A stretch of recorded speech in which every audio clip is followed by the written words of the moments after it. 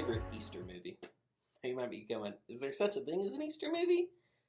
Passion of the Christ, maybe? Well, I'm going to tell you mine in a second, and I think it's going to surprise you. But first, what would the themes of an Easter movie even be? Well, we're in the lead up to Easter, and if you open up to John chapter 11, Jesus was in the lead up to the first Easter. It's probably a couple weeks beforehand, and he has some friends who say, hey, Jesus, Lazarus, our friend, is dying. Come rescue him. And he waits for him to die. And then he comes, and his friends are weeping, and he weeps because even though he knows he's going to raise him from the dead, death is in the world because of sin, and that's a tragedy. And even though we all know that death is inevitable, that it's going to come for us all, when it comes for those we love, it hurts. And so Jesus declares to them in 11:25, I am the resurrection and the life. Whoever believes in me, though he die, yet shall he live. And everyone who lives and believes in me shall never die. And then Jesus went on and raised Lazarus from the dead. See, in that story, we see themes of them mourning death, but then having hope in Jesus because he is the resurrection. He is the source of life, and he has defeated death. And I think you see those same themes in my favorite Easter movie, Avengers Endgame. What you say? That's crazy. Well, bear with me for a second. You know, it's fitting that Endgame came out 1 week removed from Easter last year. If Infinity War was Good Friday, then Endgame is Holy Saturday and Easter Sunday, though not without some sacrifices of its own. Apart from the awe-inspiring battles and heartwarming character moments, Endgame seeks to think about how we deal with the greatest of inevitabilities, death. One of the best decisions the Russo brothers did in directing Endgame was to let us sit in the sorrow of the aftermath that Infinity War left us with. Much of the first act plays like an episode of The Leftovers if it were to take place in the world of comics. Even though the Avengers avenge the fallen by taking Thanos, there is no celebration. The world is still broken and half of all life is still gone. They all cope with the loss and defeat in their own ways. Captain America attends therapy sessions. Thor gains weight and develops a drinking problem. Iron Man retires from the hero life and starts a family out by a cabin in the lake.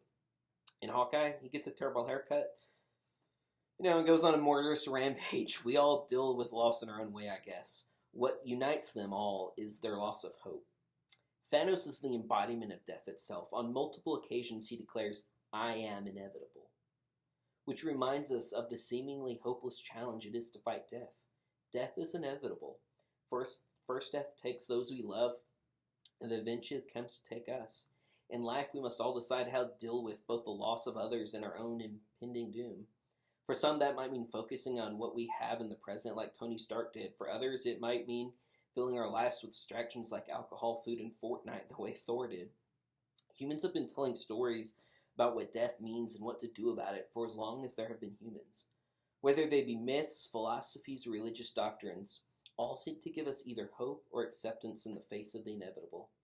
Endgame continues in that tradition, as it first shows how our heroes cope with the loss, then if they can find any hope or acceptance, and finally makes them face death for themselves. I've been to several funerals, but one stands out as more painful than the rest, partly for how close I was to this individual, but also because it was possibly the first time I ever truly had to deal with loss. I can still vividly remember my mom waking me up one early morning before their son had risen to tell me of my great-grandfather, Dada's passing. Dada and I were particularly close. I intellectually understood Dada was old and he wouldn't be with me forever, but the realization that I could never speak to again, it was suffocating. It's almost 20 years later, and I can still hear his gravelly voice. I can still hear him describing something as mighty fine, or talking to my mom, well, Dada, or calling me little man. I can still smell the coffee that was usually on his breath. I could still walk blindfolded through that old house in Fayetteville, Tennessee. I think about him on a weekly basis. I'm always wondering what Dada would think about what I'm doing. Almost 20 years later, and I still miss my Dada and wish I could see him just once more. I just want to introduce him to my wife, Emily, and daughter, Bailey, and hope he would be proud of the man I've become. Losing someone like Dada in your life is never easy, but it was particularly hard as someone processing this type of grief for the first time. When something like this happens, you can become so angry and want it to be fixed, but you realize there's no fixing death. It's permanent. It's inevitable. That realization is the hardest to deal with. It was during this period of grief that I had what is one of the most vivid dreams of my life. I was back at the funeral home, crying in the back as watching people would go up and pay their last respects in front of the casket when I felt a hand on my shoulder and heard that familiar gravelly voice saying to me, "Hey, little man, why are you crying? It's okay." I can't recall much of what else was said, but I just remember realizing it was a dream, but doing my darndest to not wake up. Dada assured me that he wasn't really gone and that we would see one another again. I didn't get to tell my dada goodbye, so this moment, even though it was all in my head, was much needed closure. I'm not claiming that the spirit of my dada visited me in a dream. I know it was all in my head, but I'm reminded of the words from the finale of another major story that deals with themes of death and hope. Harry Potter spoilers incoming. When Harry died in the Deathly Hallows and is speaking to Dumbledore, he asks him if it's happening inside his head. Dumbledore responds, "Of course it is happening inside your head, Harry, but why on earth should that mean that it is not real?" I did get to see my dada one last time and tell him goodbye, and for that I am so grateful. My dada left me with a message of hope, and it's one that all Christians have when we face the inevitable, the hope of the resurrection. Hebrews 6:19 says, "We have this as an anchor for our soul, firm and secure." For our hero's hope comes in the form of gobbledygook pseudoscience that only comic book movie could provide. With the power of comic book logic, the Avengers discover a way to travel back in time to collect the 6 MacGuffins known as Infinity Stones that will give them the power to bring back their loved ones and defeat Thanos. We all want to see our loved ones again, and Paul gives us encouragement in Romans 5 that our hope won't disappoint us.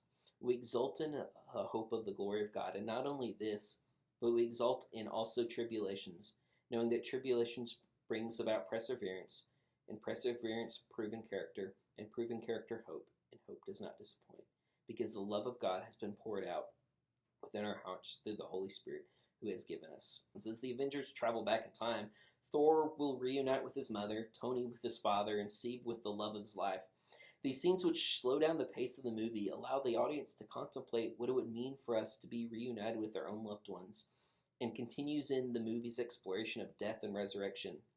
As nice as these moments are for our heroes, they must ultimately face the inevitable Thanos. In the movie's epic conclusion, the Avengers gather all the Infinity Stones to resurrect all the dead that Thanos took from them, and all the armies of good square off in one final battle versus Thanos and his army, who is now determined to wipe out all life from the universe. As Thanos said, "I am inevitable." Like death itself, this battle feels as if it were inevitable. Each of the last 21 movies must have been leading to this. This is why this 4th installment of the Avengers is titled Endgame. Ultimately, our original hero, Iron Man, heroically sacrifices himself to defeat Thanos and preserve life in the universe. The parallels to the Christian story are numerous. From the very beginning, when sin entered the world, which led to death, there were small promises of hope that hinted at a bigger plan that would come together. It is almost similar to the way in which these Marvel films could hint at the future with the famous post-credit scenes. In Genesis 3:15, God says to the snake, "I will put enmity between you and the woman, and between your offspring and her offspring. He shall bruise your head, and you shall bruise his heel." This is commonly accepted within Christian theology to be the first prophecy of Christ one day defeating the enemy. The idea of a promised offspring rising up to bring redemption to the world is scattered throughout the entire book of Genesis, which acts as an origin story for God's chosen people of Israel. Throughout the rest of the Bible, there are various independent stories in varying genres that interconnect in telling a larger narrative of God's plan for hope and redemption. The MCU may be famous for telling a larger narrative across multiple independent stories of varying genres, but they clearly aren't the first to do it. Just as the MCU's 22 movies relating to the final battle in which Tony Stark would sacrifice himself to beat Thanos and seemingly the inevitable death that he was bringing, the 66 books of the Bible lead towards Jesus paying his sacrifice to defeat sin and death and bring about a redemption to a broken world. Paul puts it like this: "For since death came through a man, the resurrection of dead comes also through a man. For as in Adam all die, so in Christ all will be made alive, but each in turn. Christ, the firstfruits, then when he comes, those who belong to him. Then the end will come. when he hands over the kingdom to God the Father after he has destroyed all dominion, authority, and power, for he must reign until he has put all enemies under his feet. The last enemy to be destroyed is death. The end game of God's plan for redemption is to destroy death itself. Though we live in a broken and fallen world, we're called to put our hope in God, who after defeating death itself will create a new heaven and a new earth. The book of Revelation ends with a description of the way things are promised to be. Look, God's dwelling place is now among the people, and we will dwell with them. They will be his people, and God himself will be with them and be their God. He will wipe every tear from their eyes. There will be no death or mourning or crying or pain, for the old order of things has passed away. So I hope in this week of Easter, you're using this to reflect upon our lives and what death can mean for us, but also the hope that we have in Jesus, so that when we get to Sunday, we can celebrate his victory over death.